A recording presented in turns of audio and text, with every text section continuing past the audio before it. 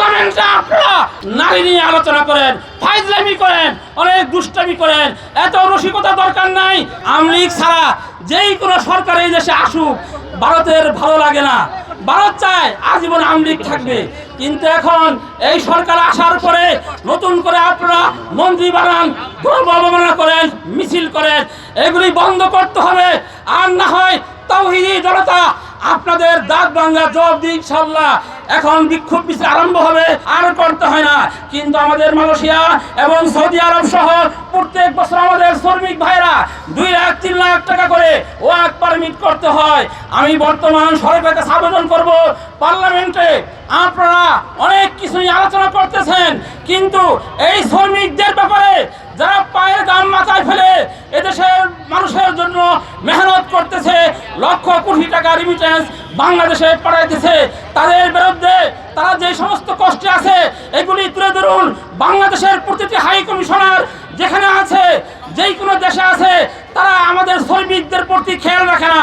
Passport, আকামা, কাগজপত্র, ID card যা কিছু বানায় তাদের পেছনে ঘুরতে ঘুরতে দান শেষ। আমি অনুরোধ করব, পার্লামেন্টে আলোচনা করুন, আমাদের শ্রমিক ভাইদের রেমিটেন্স যুদ্ধদের কথা বলুন। পার্লামেন্টে আপনারা অনেক কিছু নিয়ে আলোচনা করেন, নারী নিয়ে আলোচনা করেন, ফাইজলামি করেন, অনেক দুষ্টামি করেন। এত রসিকতা দরকার নাই। জনগণের জন্য কান্দুন, দেশের জন্য কান্দুন। আমাদের যে কমি মাদ্রাসা রয়েছে, লক্ষ লক্ষ ছাত্র শিক্ষক, এই কমি মাদ্রাসার জন্য বাজেট বরাদ্দ করতে হবে। 4 নম্বর দাবি হয়েছে, আজকে নতুন নয়, শত বছর ধরে নবী রসুলদের বিরুদ্ধে কটূক্তি করা হয়। এই সাহস কারা পায়? যারা বাইতুল মুকাররমের খতিব নিয়ে যারা সমালোচনা করে, যারা আল্লামা মামুনুল হক নিয়ে পার্লামেন্টে সমালোচনা করে, যারা শাইখে চরমনাইকে নিয়ে সমালোচনা করে, এই সমস্ত কুলাঙ্গাররাই আস্তে আস্তে সাহস পায়। তখন যারা নবীর বিরুদ্ধে, কোরআনের বিরুদ্ধে, ইসলামের বিরুদ্ধে এরা কটূক্তি আরম্ভ করে। তাই অনতি বিলম্বে আপনারা পার্লামেন্টে এই সমস্ত লোকদের ব্যাপারে আলোচনা করুন, ব্লাসফেমি আইন পাশ করুন, সর্বোচ্চ শাস্তি মৃত্যুদণ্ড এটা কার্যকর করতে হবে। এই মন্দির 81 ফিট মন্দির আপনারা স্থগিত করেছেন কার্যক্রম।